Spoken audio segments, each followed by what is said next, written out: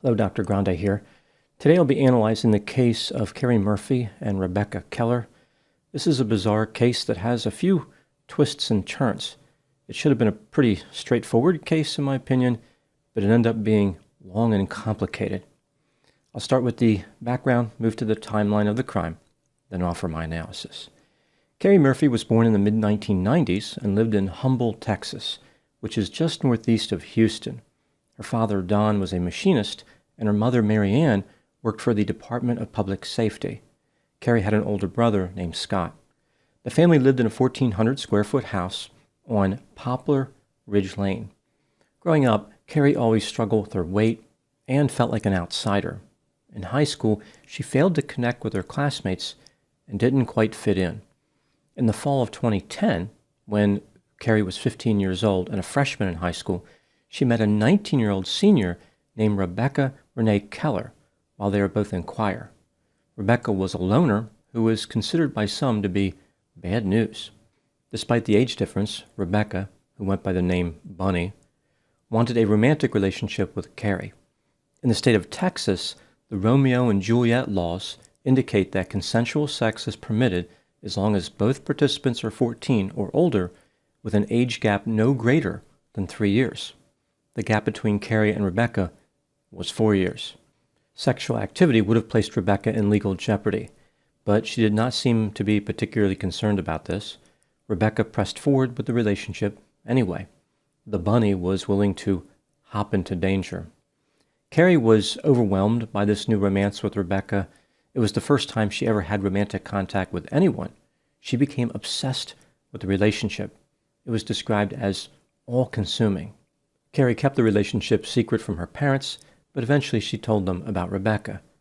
Mary Ann, Keri's mother, was not too worried about the same-sex component of the relationship, but she was concerned about the age difference, how Keri was obsessed with Rebecca, and how Rebecca was a bad influence. Keri's mother only grew more concerned after learning that Keri and Rebecca were sharing clothing-challenged images with each other.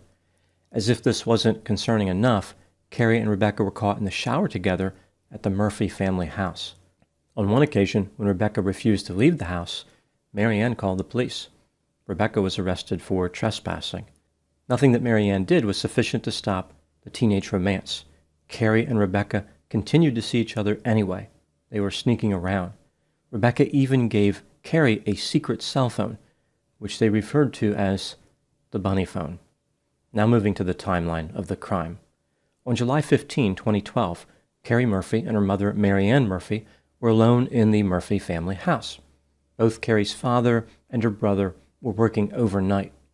At 1:06 a.m., Keri ran to a neighbor and asked to use their cell phone to call 911. Keri told the operator that someone had kicked in the back door of the house, and she heard her mother screaming. The police arrived on the scene quickly. Here's what they found during the course of their investigation. 48-year-old Mary Ann Murphy was dead in the master bedroom. She had been stabbed 73 times. It looked as though she had been dead for a few hours, not a few minutes, as Keri suggested. Under the pillow on her bed, there was a .22 caliber pistol, but it had not been fired.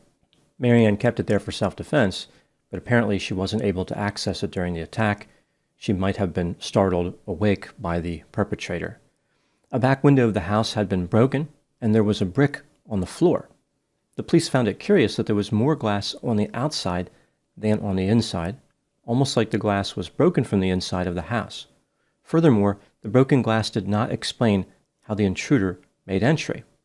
The hole in the glass was too small for a person to climb through, and it was too far away for a person to reach the door handle. Nothing was missing from the house. Murdering Mary Ann appeared to be the only objective possessed by this mysterious intruder. A neighbor reported hearing glass breaking, then seeing Keri walking out of the backyard 15 seconds later. Here's the story that Keri Murphy supplied to the police. Not long after she went to bed, she heard her mother screaming. She immediately ran outside and tripped on a note containing her mother's address and the times that her mother would be in the house. Like the killer must have left this note behind by mistake. Maybe they were hoping to take out another person with the tripping hazard. There was also a note on the dining room table, which Keri claimed she didn't see during all the commotion. It read, "Good luck in court with your mom, blank." The blank is a word that rhymes with ditch. Keri had a theory about who was responsible for the murder. She said that she was involved in a motor vehicle collision with a man and was due in traffic court as a result. Keri claimed that she saw this man before the murder at a restaurant and saw a vehicle driving around the house after that. Keri was trying to make it seem like this man from the traffic collision was so upset that he may have killed her mother. The police didn't think this made a lot of sense, and the note left behind about court really seemed bizarre. Eventually, they were able to rule out this theory that the man was responsible, but there were some other potential suspects that came up right away. Keri's mother, Mary Ann, was having an affair at the time of the murder. The relationship between Mary Ann and her husband, Don, was not good. Don was sleeping on the couch. Eventually, both Mary Ann's lover and Don were cleared as potential suspects. Both men had an alibi. The police confronted Keri about their suspicions, like how the crime scene appeared to be staged. She changed her story and said that a man named Zain Ahmed killed her mother. Keri knew Zain from high school and had a convoluted story about how he allegedly ended up in her house. She said that her mother became angry one time after hearing her talking to somebody outside the house. Keri told her mother that it must have been a would-be intruder, but Mary Ann wasn't buying this lie. She grounded Keri. Keri asked Zain to come over and bang on an outside wall of the house, so her mother would believe there really had been an intruder a few days earlier. When Zain came over, he did not follow the plan. Instead, he entered the house and stabbed Mary Ann to death. Keri had no idea why he would do that. The police interviewed Zain. He denied everything. He was then asked to participate in a polygraph examination. A polygraph, which is also called a lie detector, is a pseudoscientific nonsense machine that the police falsely claim can detect deception. During the polygraph examination, Zain confessed to murdering Mary Ann. He said he took a knife into the house and stood over her bed without the intent to kill, but then Mary Ann woke up. In a panic, he stabbed her to death. The police were pretty confused by Zain's confession. They didn't think he was smart enough to be the killer, and he seemed to be impaired. When they asked him how he made his way into Mary Ann's room, Zain said that he walked upstairs. This could not have been true because the Murphy house was one story. Also, Zain said he stabbed Mary Ann 4 times. In reality, she was stabbed 73 times. That's a pretty big difference. Despite the inconsistencies, Zain was charged with murder. Later, the charges were dropped when his parents supplied him with an alibi. They showed the police a video of Zain playing Guitar Hero on the night of the murder. He is one of the few people who can claim that Guitar Hero saved his life. When Zain was asked why he falsely confessed, he indicated that he was confused and thought confessing would lead to his release. Typically, of course, it doesn't work that way. The police decided to focus their attention on Keri's girlfriend, Rebecca Keller. They had learned about the bunny phone right after the 911 call. Again, this was the secret phone that Rebecca had given to Keri. Maybe there was something on that phone that Rebecca was trying to hide, like explicit images. When the police interviewed Rebecca, she acted like the relationship with Keri ended weeks earlier. It was a failed romance. The data from the bunny phone indicated otherwise. Keri and Rebecca had been talking and sending text messages frequently. On the night of the murder, they talked at around 1 a.m. Again, Keri called 911 at 1:06 a.m. Furthermore, Keri had searched the internet for the term quickest way to kill someone. She was talking to Rebecca at around the time she made that search. When the police confronted Rebecca with this information, she lied and said that she was at work during the time of the murder. After the police proved that this was a lie, they confronted her again. This time, Rebecca drastically changed her story. Rebecca said that Keri killed Mary Ann. Keri called her afterward to help clean up the crime scene. So Rebecca was involved, but she wasn't the killer. The police let Rebecca go after she passed a polygraph examination, whatever that means. Again, polygraphs are just nonsense. A person cannot pass or fail a polygraph. Later, a witness came forward and said that he had taken Rebecca to Keri's house on the night of the murder and picked her up. When he picked her up, she appeared to be in a hurry. A few weeks later, Rebecca allegedly confessed to this man. Both Rebecca and Keri were arrested and charged with first-degree murder. Rebecca remained in custody, but Keri was released on bail. Even though they were not allowed to have contact with each other, the pair spoke on the phone 800 times between April 2013 and April 2014. The police didn't stop them because the line was recorded, and they were hoping to hear some inculpatory statements. The conversations between Keri and Rebecca were about the intensity of their love, their high level of commitment to one another, and their future together. All the conversations were mind-numbingly boring. Some of them were nauseating. During one conversation, they went back and forth, declaring the other one was her penguin. Rebecca said, "My penguin." Keri responded, "My penguin." Rebecca said, "My penguin." Keri declared, "No, you're my penguin." The officers who had to listen to this deserved hazardous duty pay.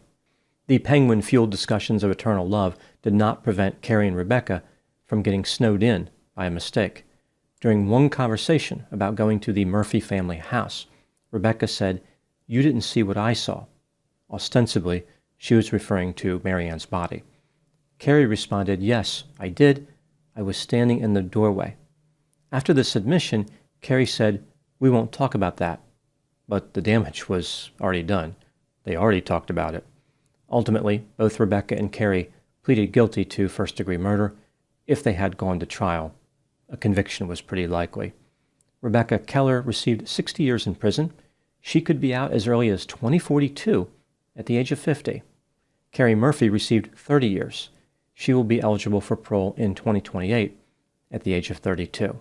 So these killers may have plenty of time in their lives to resume their homicidal careers if that's what they choose to do. Now moving to my analysis. There is no question that Keri and Rebecca are guilty. The evidence against them was compelling, and they pleaded guilty. What do I think happened in this case? This is just a theory, my opinion. Both Keri and Rebecca were self-centered, socially awkward, immature, impulsive, irresponsible, manipulative, deceptive, obsessive, cold, callous, had low self-esteem, had a sense of entitlement, and were exceedingly creepy. They did not have a lot of options for romance, so when they found each other, they were very excited.